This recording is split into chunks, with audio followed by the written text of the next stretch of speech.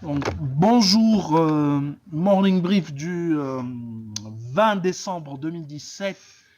Alors, commentaire du marché avec Bassem. Après, il y aura quelques actualités et commentaires sur la réponse de Telnet au site El Boursa. Un petit commentaire également sur l'activité de Medinvest par rapport à AMG, puisque Medinvest était très active durant ces derniers mois. Il y aura également un petit commentaire sur Tunis Ray, puisqu'on l'a introduite dans notre portefeuille, dans le portefeuille central Alpha Mena. Donc je cède la parole à Bassem pour commenter le marché. Merci Reis, bonjour tout le monde. La 244e séance de la Bourse de Tunis est soldée sur une légère baisse, 0,06%, 11,84% year to date dans un volume 3 millions 9. Donc on a retrouvé le volume, le niveau habituel du volume en absence de transactions de bloc ou d'ordre application. Meilleur volume, c'était sur le titre UEB, 490 000 dinars. Meilleure hausse, c'était Cenimed, 5,88%. UADH qui a repris également 5,61% à 2 dinars 82. Donc c'est également on trouve Sotema et Somoser, donc tout le groupe Abnader il est à l'honneur ces derniers jours. Donc la Sotema est 54, la Somoser 4,54% également. Côté baisse, il y a la Sifat, Alben et Servicom de nouveau à 2,82 dinars. Naql également, elle a perdu 2,3% à 12 dinars 7. Le titre souffre également des conséquences de la loi de finances 2018 ainsi que de la réduction du quota. Pour ce qui est de l'activité des étrangers, pas grand chose hier. Or, 8000 titres vente Carta Semant contre 1900 titres achetés. Également Hightech, 3760 titres. L'achat a concerné essentiellement l'ABT, 1149 titres. Notons également la sortie de l'étranger de la SFBT, 4500 titres contre 750 titres seulement achetés. Juste un petit rappel, aujourd'hui il y a la cotation des titres Sotumac, c'est l'augmentation de capital, donc pas attribution d'actions gratuites. Il y a également aujourd'hui la cotation de la Soti Papier, donc également c'est une augmentation de capital, mais par via donc l'émission de nouvelles actions. Je cède la parole de nouveau à Arnaïs. Merci Bassem. Alors pour MG, on vous en avait parlé hier par rapport à l'activité de Medinvest durant le mois de décembre. Il y a eu également la déclaration par rapport aux opérations réalisées depuis avril. Et ben Medinvest en tout et pour tout a racheté à peu près, a ramassé plus de 1,2% du capital de, euh, de MG, ce qui est ce qui nous intrigue dans cette opération dans ces opérations de Medinvest, c'est que d'un point de vue économique, ces achats, surtout à des prix, à tous les niveaux de prix, même à 37 dinars au plus, c'est que n'en rajoute rien à Medinvest.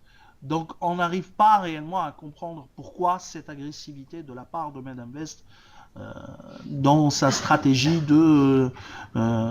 d'acquisition ou de ramassage, est en train de ramasser ou de réduire le flottant en bourse de MG. Hein, donc, il est en train de réduire les minoritaires. Quoi.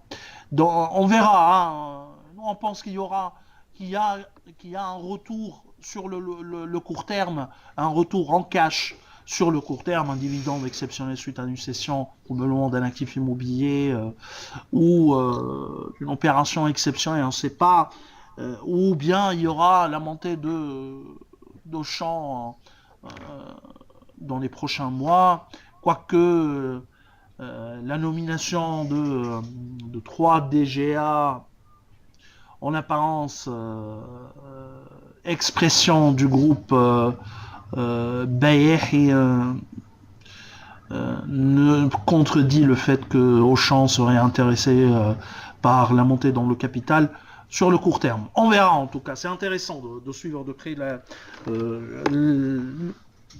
les mouvements de Medinvest. Alors, autre actualité concerne également Telnet, c'est la réponse de Friha par rapport à sa cession, à la cession du capital, de sa participation à ma participation. Alors, il a expliqué que, il n'a rien expliqué, donc, il n'a rien rajouté. Et en plus, il y a, c'est, nous, on considère que cette opération est normale. Il n'y a pas réellement de suspicion par rapport ou d'inquiétude derrière cette éventuelle opération. Au contraire, ça institutionnalise plus le capital. Ça permet d'institutionnaliser le capital de Telnet. Et en plus, ma participation était déjà annoncée au niveau du prospectus, au niveau de l'email du morning de ce matin. C'est-à-dire qu'on vous enverra dans quelques minutes. Vous allez voir que au niveau du prospectus, ma participation avait été déjà annoncée au niveau du prospectus. Mais ce qui est le plus intriguant dans le communiqué ou la réponse de M. Friha, c'est que le capital de ma participation est de seulement 10 000 dinars, alors qu'elle détient un actif en valeur marché, bien sûr, les 33% du capital de Telnet, de plus de 21 millions de dinars. Donc, certainement, il y a un passif quelque part d'aide bancaire ou une autre forme d'endettement ou de passif. On ne le sait pas. Parce qu'on n'a pas le bilan de Hekma. Autre actualité également concerne le fait que le Trésor annonce une nouvelle adjudication pour le 26-12-2017 et concerne 100 millions de dinars pour l'adjudication. Et les 3 lignes annoncées juin 2021, mars 2027 et juillet 2032. Alors, on vous communique également que nous avons introduit Tunisray dans notre portefeuille central. En fait, on pense que le réassureur devrait continuer de tirer profit d'un contexte de taux haussier qui permettra la distribution d'un dividende attractif. Et donc, on pense que Tunisray sur les prochaines semaines devrait monter en bourse avec un momentum de cours qui s'est également amélioré durant ces derniers jours. Alors, je vous laisse la possibilité de poser des questions s'il y a des questions, bien sûr. Alors voilà, on me dit que par rapport à l'UBCI, parce qu'il n'y a pas eu de communication officielle de la part de l'UBCI, mais il y a des tensions sociales au niveau de la banque filiale de BNP, puisqu'il y aura fermeture de 20 branches, de 20 agences, plus 200 personnes comme disons, programme de départ ou de licenciement si on veut. Et donc, apparemment, le syndicat de l'UBCI n'a pas bien accepté cette politique de la part des dirigeants de l'UBCI et on annonce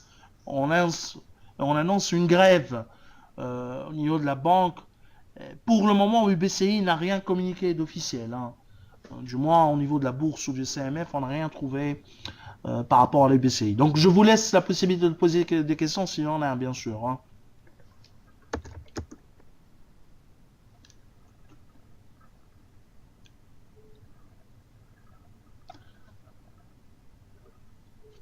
Donc a priori il n'y a pas de questions. Je vous souhaite une excellente journée. Au revoir, à demain.